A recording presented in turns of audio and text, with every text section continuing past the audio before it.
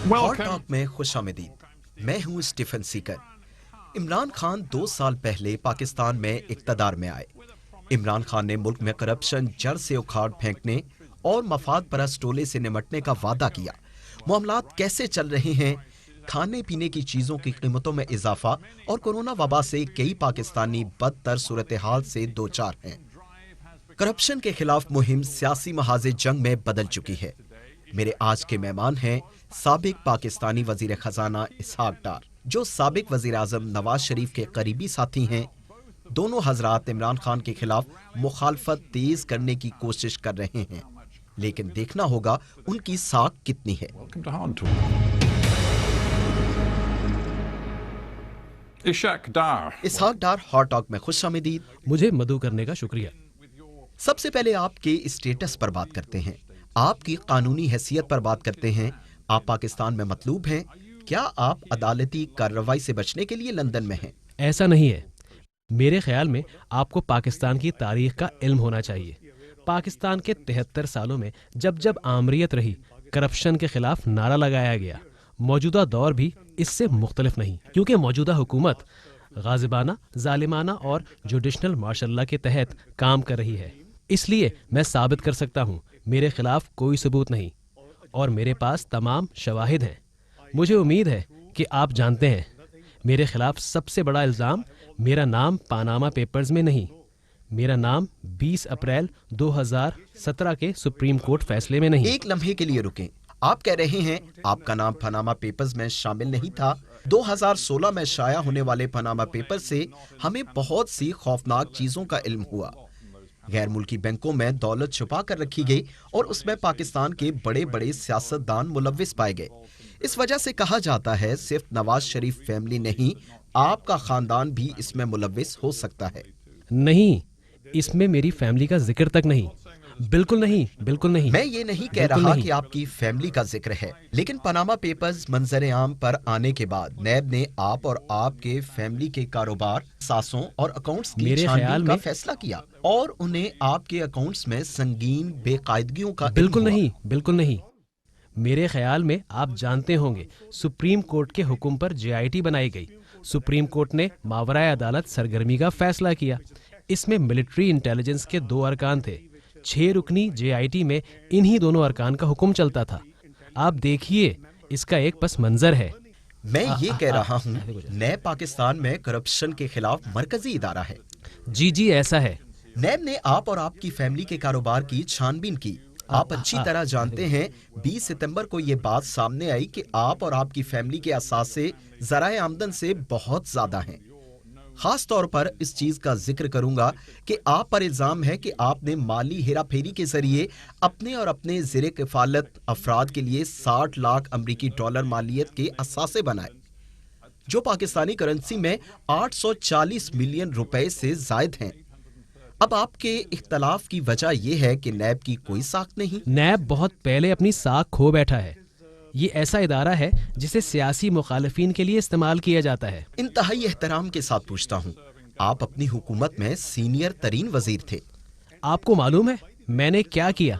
मैंने press conference की जिसमें मैंने टैक्स रिटर्न के जरिए असासों की वजाहत की। JIT रिपोर्ट में मुझ पर बेबुनियाद इल्जाम था कि मैंने 20 साल तक पाकिस्तान में टैक्स रिटर्न जमा नहीं कराया, 1981 से 2000 तक। इस वजह से सुप्रीम कोर्ट ने मेरे खिलाफ नैब को रेफरेंस का हुक्म दिया। UK से क्वालिफाइड चार्टर्ड अकाउंटेंट जिसने 1974 तक UK में टैक्स मामलात की हमेशा रिपोर्टिंग की। शुमाली अमेरिका में भी 2 साल, फिर पाकिस्तान में 1978 से टैक्स रिटर्न कभी मिस नहीं किया। अगर ऐसा है, ये कैसा शर्मनाक इल्जाम है। बात करते हैं। मैंने कई सालों में बहुत से हुकूमती शख्सियात के इंटरव्यूज किए। सब यही कहते हैं कि वो किसी सूरत करप्शन में मुलव्विस नहीं, वो शफाफियत पर यकीन। मेरा भी यही यकीन है। आपका यकीन भी यही है। आपकी और आपके खानदान मेरी जायदादों की तफसील टैक्स गोशवारों में मौजूद है। मेरे सवाल का वाज़े जवाब मेरी पाकिस्तान में सिर्फ एक जायदाद है जो हुकूमत ने जब्त कर ली है। मेरे पास बहुत सारी जायदादें नहीं हैं। मैंने असासों की मालियत रिपोर्ट कर रखी है। क्या आप और आपके खानदान नहीं, के एक भी पास नहीं। सिर्फ एक प्रॉपर्टी है? एक। और आपकी फैमिली की कितनी जायदाद है? नहीं, एक भी नहीं। नहीं, कोई जायदाद नहीं। لیکن خبروں میں بتایا جاتا ہے کہ آپ کی پاکستان کے علاوہ بیرون نہیں، ملک ایک بھی نہیں۔ جائیدادیں ہیں، دبئی اور لندن سمیت، اور ہم لندن میں بیٹھے ہیں۔ کیا آپ کی یہاں لندن میں بھی کوئی جائیداد نہیں؟ میرے بچوں کا صرف ایک ولا آپ ہے، کی اور خاندان کی لندن اور دبئی میں کوئی وہ پراپرٹی وہاں نہیں۔ 17 سال سے کاروبار آپ کر نے رہے ہیں۔ کہا صرف ایک، یہ اعداد و شمار کے مطابق ہاں، سچ یہ ہے۔ بات سچ ہے، وہ بالغ ہیں، 17 سال سے کاروبار کر رہے ہیں، وہ میرے زیر کفالت نہیں۔ نیب نے آپ اور آپ کی فیملی کے اثاثوں کی چھان بین کی۔ مجھے اس میں کوئی اعتراض نہیں، ہر چیز کا جواب ہے۔ عدالت، میرے وکلا وہاں جاتے ہیں اور میں علاج کے لیے یہاں موجود ہوں۔ میرا سروائیکل کا مسئلہ ہے۔ اگر یہ سچ ہے اور آپ کے پاس صرف ایک پراپرٹی ہے اور آپ نے تمام 20 سال کے ٹیکس ریکارڈ اداروں کو دے دیے ہیں، سب کچھ شفاف ہے، تو آپ پاکستان کیوں نہیں جاتے؟ پاکستان جا کر عدالت میں مقدمے کا سامنا کیوں نہیں کرتے؟ دیکھتے ہیں۔ آپ تقریباً 3 سال سے لندن میں ہیں، کیا آپ واقعی بیمار ہیں؟ جی، میں بیمار ہوں۔ کیا آپ کی پاکستان واپسی ممکن نہیں؟ پاکستان میں دیکھیں کیا ہو رہا ہے، انسانی حقوق کہاں ہیں؟ نیب کی حراست میں لوگوں کے ساتھ کیا ہو رہا ہے؟ نیب کی حراست میں درجنوں لوگوں کو مار دیا گیا۔ پاکستان میں کیا ہو انسانی رہا حقوق ہے؟ کی خلاف ورزی ہو آپ رہی کہہ ہے۔ رہے ہیں نیب کی حراست میں لوگوں کو مار دیا گیا؟ نیب کی تحویل میں کئی لوگ مر چکے ہیں، یہ ایک کھلا راز ہے۔ آپ کے پاس تفصیلات ہوں گی، آپ چاہیں تو میں آپ کو تفصیل دے دیتا ہوں۔ آپ دیکھیے، یہ ادارہ مخالفین کے خلاف استعمال ہو رہا ہے۔ جیسا کہ میں نے پہلے کہا، خلاصہ یہی بنتا ہے، میرے اثاثے ظاہر ہیں، اگر میرے ٹیکس گوشوارے موجود ہیں تو ہر چیز کا حساب بھی ہے۔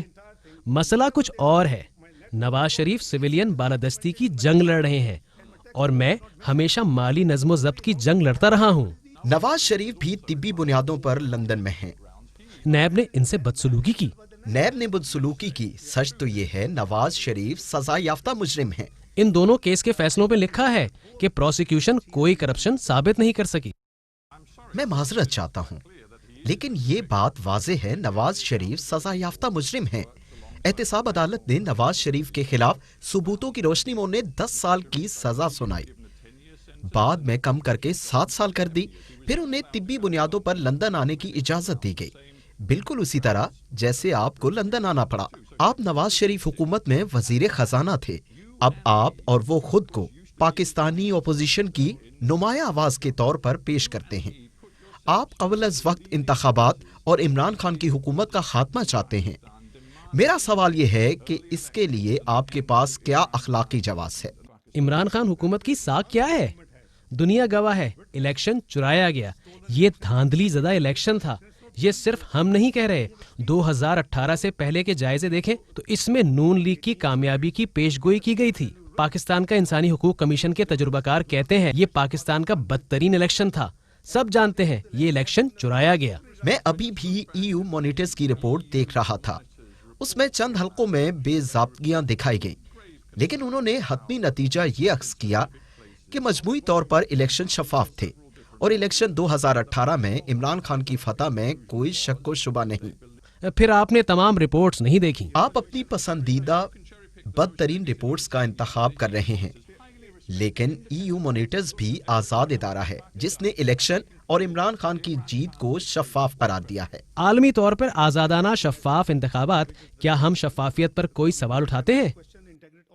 وہ کیا رپورٹ کرتے ہیں؟ مجھے یقین ہے پاکستان کے ہر الیکشن میں کچھ نہ کچھ مسئلہ ہوتا ہوگا، مکمل طور پر ہر چیز شفاف ہو، ایسا نہیں ہوتا۔ میں یاد رکھتا ہوں، حقیقت یہ ہے عمران خان کے پاس جمہوری مینڈیٹ ہے اور 2 سال بعد آپ پاکستان کے عوام سے کہہ رہے ہیں کہ حکومت کو جانا ہوگا۔ یہ الیکشن چرایا گیا ہے، دھاندلی ہوئی، پولنگ سے پہلے دھاندلی کی گئی، ہماری پارٹی کے لوگوں کو PTI میں شامل کرایا گیا، نیب کو استعمال کیا گیا، نتائج جاری کرنے کا سسٹم بیٹھ گیا، RTS گھنٹوں بند رہا، پولنگ ایجنٹس کو زبردستی باہر نکال دیا گیا، یہ بھی پتا چلا کہ 35 نشستوں پہ دھاندلی کی گئی۔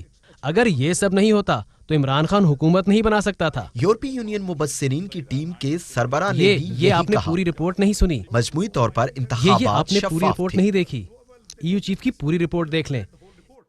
اس آخری جملے سے پہلے رپورٹ میں کیا کہا گیا چلیے ہے؟ آگے بڑھتے ہیں، اب آپ کی حکمت عملی کیا ہوگی؟ آپ اور نواز شریف اپنے ویڈیو لنکس پاکستان بھیج رہے ہیں اور جلسوں میں ہزاروں پاکستانی عمران خان حکومت کے قبل از وقت خاتمے کا مطالبہ کر رہے ہیں۔ نواز شریف نے پنجاب میں ہزاروں لوگوں کے سامنے کہا army chief general Qamar Javed Bajwa اپنی ساکھ کھو بیٹھے ہیں۔ نواز شریف نے کہا آرمی چیف نے انہیں نکالا اور 2018 کے انتخابات میں ان کی شکست کے ذمہ دار بھی وہی ہیں۔ نواز شریف نے کہا انہوں نے نہ صرف حکومت ختم کرائی بلکہ قوم کو اپنی خواہشات کی بھینٹ چڑھا دیا۔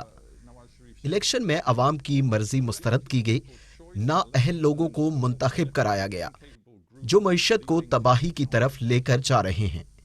آپ کے ملک کے آرمی چیف کے بارے یہ میں حقیقت یہ ہے۔ غیر معمولی باتیں ہیں۔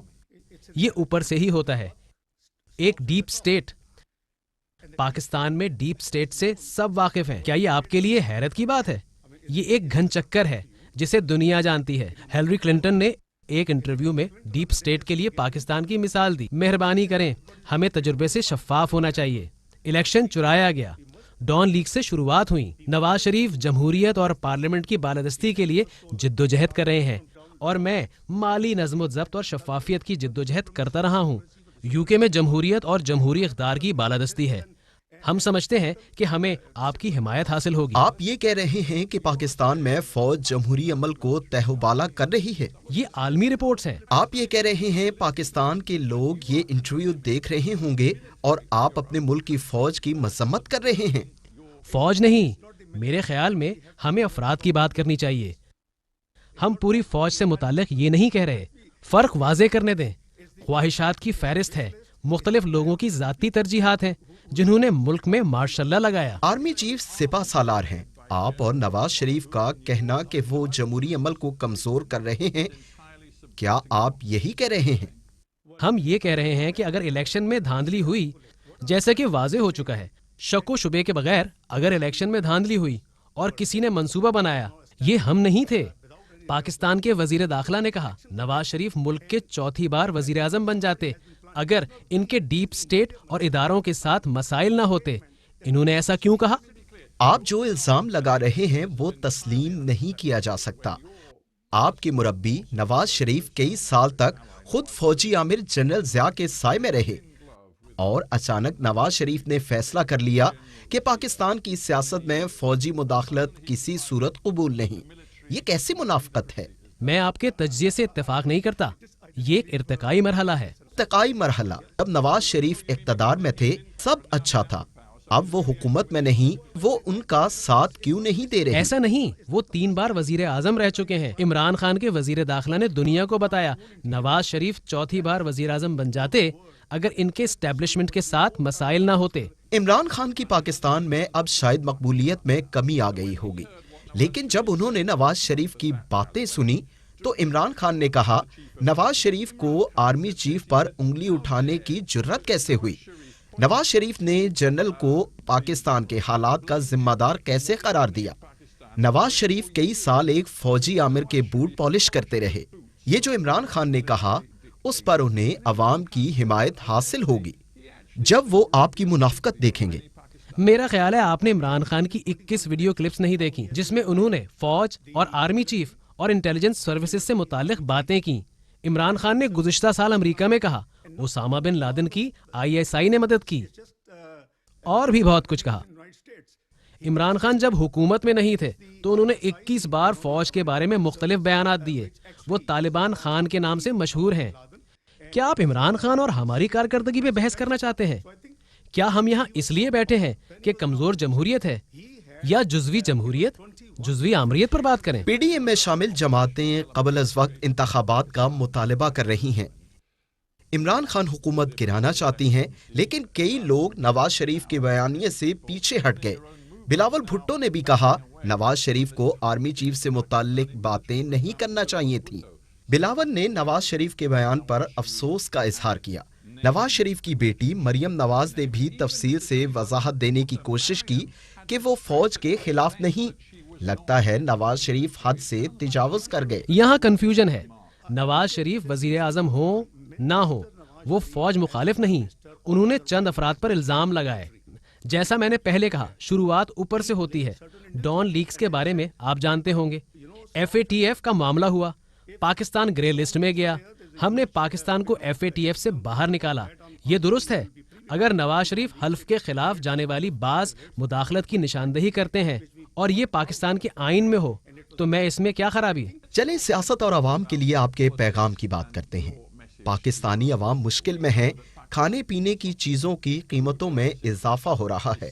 پاکستان میں کورونا کی دوسری لہر شدید ہو رہی ہے جس کی وجہ سے معاشی مشکلات بڑھ رہی ہیں.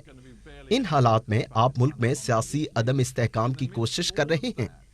عمران خان حکومت گرا کر قبل از وقت انتخابات کا مطالبہ کر رہے ہیں. الیکشن میں دھاندلی کا شور مچا رہے ہیں. دعویٰ کر رہے ہیں کہ ملک فوج چلا رہی ہے. کیا آپ کا طرز عمل عوام کے لیے فائدہ مند ہے؟ آپ کو غیر جانبدار ہونا ہوگا. 2013 کے الیکشن ہم نے بھاری اکثریت سے جیتا. ہمیں تقریباً 2/3 اکثریت ملی. 2014 میں عمران خان نے 4 حلقوں میں دھاندلی پر احتجاج شروع کیا. کسی نے اس کے خلاف بات نہیں کی. آپ 6 سال پرانی بات کر رہے ہیں. عمران خان نے آپ کی حکومت کے لیے سیاسی عدم ہمارے دلوں میں استحکام پیدا عوام کا کیا. درد ہے پاکستان میں اور اسی مہنگائی لیے بڑھ ہم رہی آگے بڑھ رہے ہے. ہیں. آج پاکستان کے عوام کا بڑا مسئلہ ہے سیاسی عدم استحکام, جیو پولیٹیکل عدم استحکام, اور عوام حیران ہیں. اور نواز شریف لندن میں بیٹھ کر اپنے دل میں ان کا درد رکھتے ہیں. ہمارے دلوں میں عوام کا درد ہے اور اسی لیے ہم آگے بڑھ رہے ہیں. افراط شر کی شرح کم تھی, شرح سود کم تھا. جنوبی ایشیا میں سٹاک مارکیٹ کی کارکردگی بہترین تھی. کرنسی مستحکم تھی. GDP کی شرح 11 سال کی بلند ترین سطح پر 5.8% تھی. مغربی ادارے ہماری کارکردگی کی تعریف کر رہے تھے. 2016 میں پرائس واٹر کوپرز کی پیشگوئی تھی کہ 2030 میں پاکستان G20 کی صف میں کھڑا ہو جائے گا اور ہم اس سے پہلے کی کوشش کر رہے تھے. ہمیں یقین تھا. ہم نے ملک سے لوڈ شیڈنگ ختم کر دی تھی. ہم نے انتہا پسندی اور دہشت گردی ختم کر دی تھی. معاشی اشاریے بہتر ہو چکے تھے. میں آپ کی معاشی کارکردگی کو خراب نہیں کہہ رہا. یہ کسی حد تک سچ ہے. میں آپ سے ایک سادہ سوال کا جواب چاہتا ہوں. پاکستان آج جہاں کھڑا ہے, عمران کے پاس 5 سال کا مینڈیٹ ہے. انہوں نے الیکشن میں فتح حاصل کی. آپ اگلے الیکشن تک انتظار کر سکتے ہیں.